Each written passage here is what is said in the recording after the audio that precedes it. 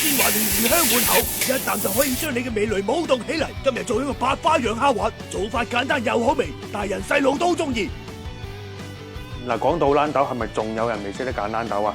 以為入邊嗰粒豆越大越好食，咁咧啱啱好相反。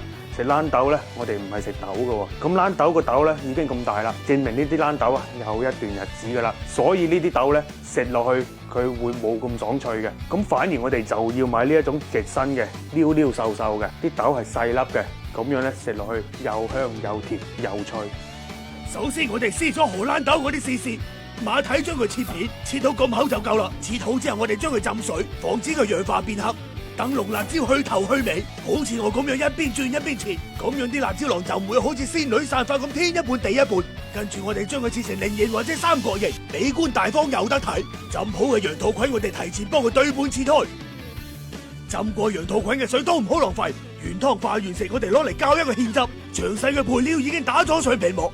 水裏面放鹽、糖、油、胡色3劍後，水滾將豌豆同埋辣椒放落去焯水，時間唔使咁長，10秒左右就夠啦。主要為咗易熟啲，然後都將浸好嘅羊肚菌同佢煮一下。有時間嘅話，再咁樣燴佢5分鐘，等佢充分入味。羊肚菌燴完出嚟之後，記得幫佢陰乾水分，唔係嘅話佢一炒起身，蝦滑係蝦滑，羊肚菌係羊肚菌。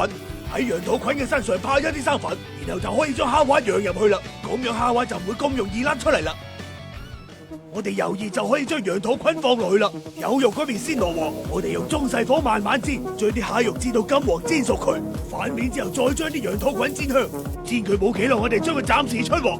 油熱爆香啲蒜片同埋葱頭，用細火慢慢爆佢，等佢慢慢出香味。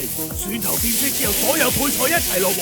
調味就簡單，放啲鹽嚟補充一下味道，將佢哋大火炒香，炒出鑊氣。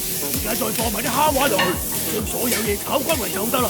最後倒上剛剛調好嘅汁汁，繼續用大火收翻緊個芡之後，馬上出鑊。